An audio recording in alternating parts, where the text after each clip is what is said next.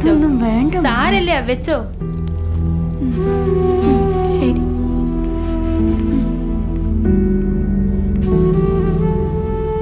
ആൻസി അറിയോ അവരെ?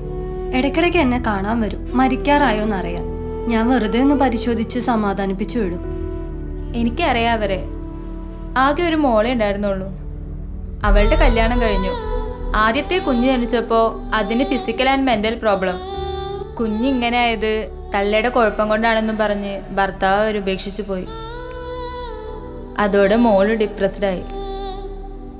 കഴിഞ്ഞ വർഷം ആ മോൾ സൂയിസൈഡ് ചെയ്തു.